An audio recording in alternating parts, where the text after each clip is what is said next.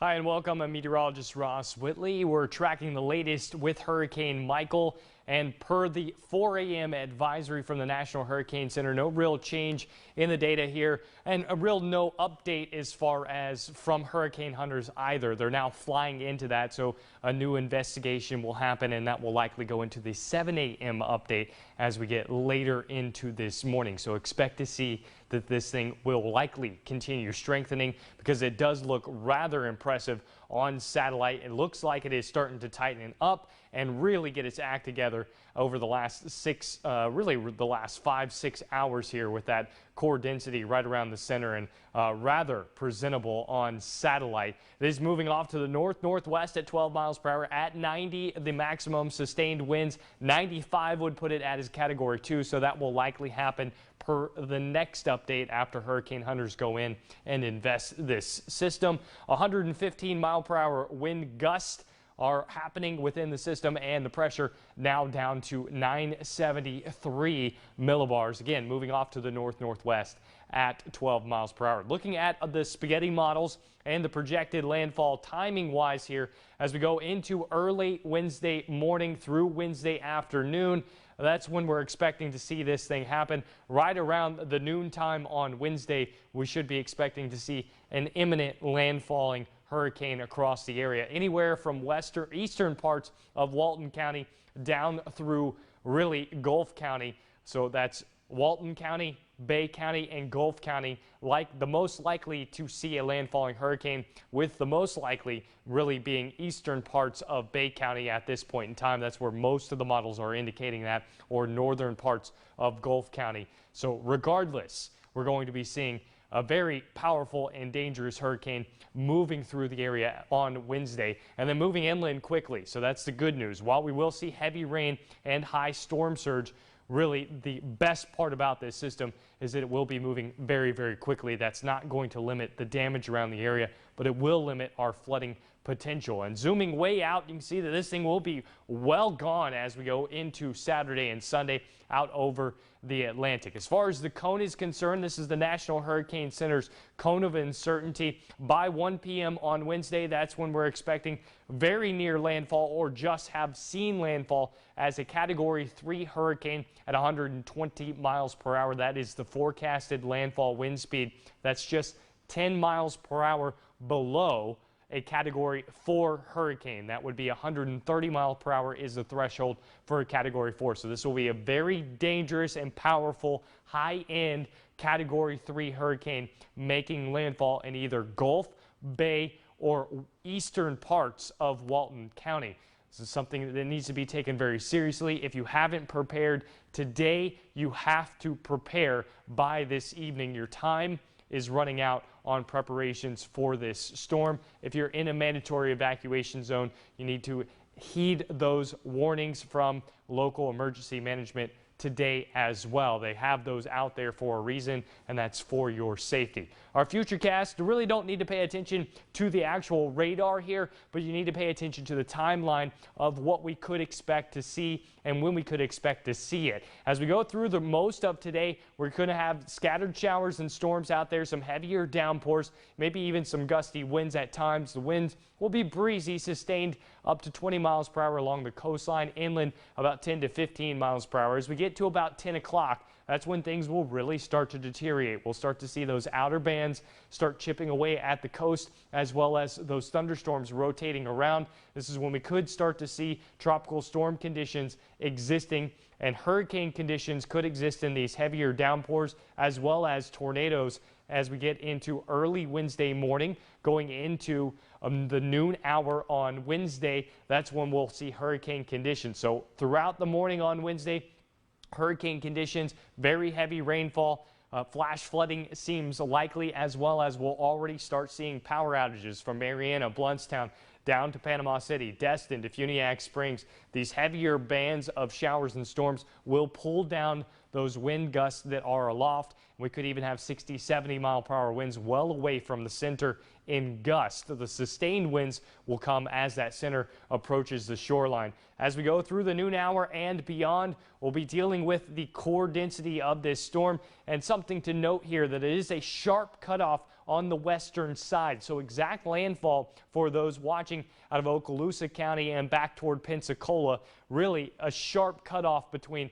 who's seeing very heavy rainfall and hurricane conditions and who's really not seeing much at all. So Defuniak Springs is going to be right on the border of that. Dothan as well, Destin as well, if it takes this far east-south track through Gulf County. If it doesn't, if it ends up over Bay County, you can expect conditions to be much worse through Destin and Defuniak Spring.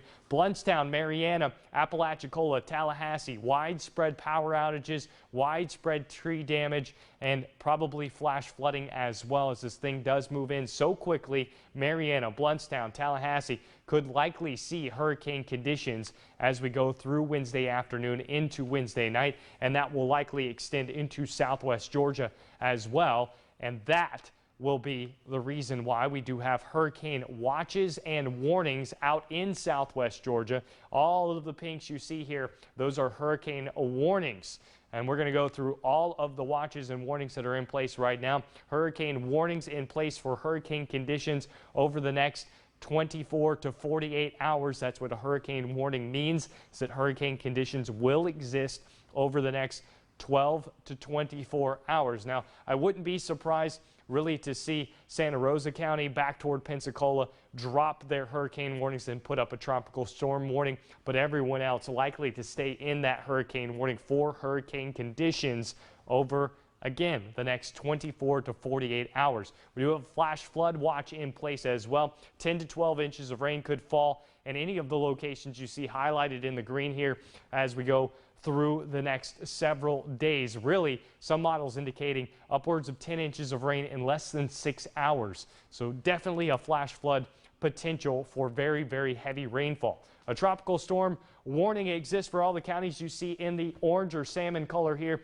as well as a hurricane watch for all of those counties. And really, all of the counties that are surrounding the hurricane warnings are under a tropical storm warnings. That's for conditions exceeding tropical storm force winds over the next 24 to 48 hours. Our expected impacts, not everyone is going to see all of these impacts, but some will, especially through Bay County and into Gulf County. Storm surge up to 12 feet in some locations. Apalachicola, that includes you. Down to Port St. Joe, that includes you, as well as Cape San Blas. 7 to 12 foot of storm surge potential. Street and river flooding. The good news is most of our rivers are down below normal river stage, and because it has been very dry. So 10 to 14 inches of rain will increase those river floodings, but really the biggest issue here is going to be flash flooding with very heavy rain in a very short period of time. A Category 3 and a very strong Category 3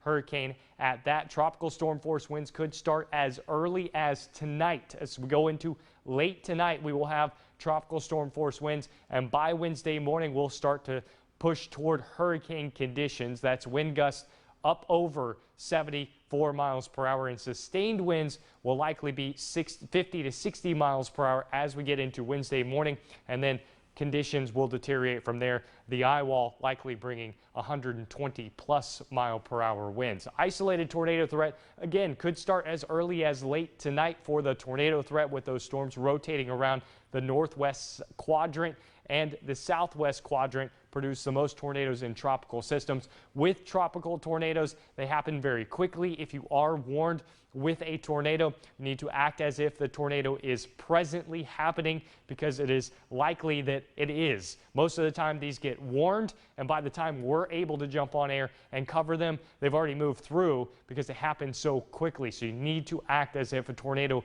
is imminent if you are under a tornado warning over the next 2 or 3 days. Really, by Thursday, the system will be moving out and tornado threat will be rather low. Major impacts and power outages are the biggest concern. We're going to have major tree damage across the area. We have shallowly rooted oak trees and pine trees, and that will cause devastation across the area. We haven't had these trees be tested in quite a while, as we've seen not a storm since really 1995 was the last big storm that we had in here. So widespread power outages expected.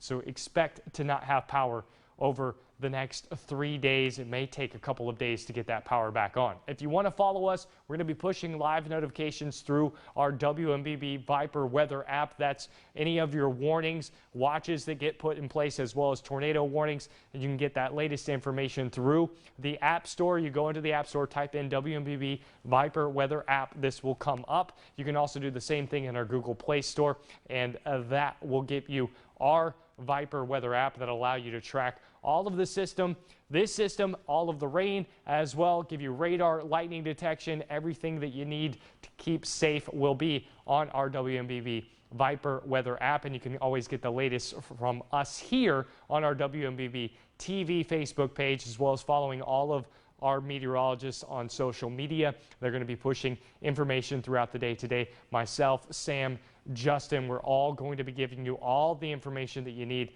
to keep you out of harm's way over the next 12, 24, and 48 hours.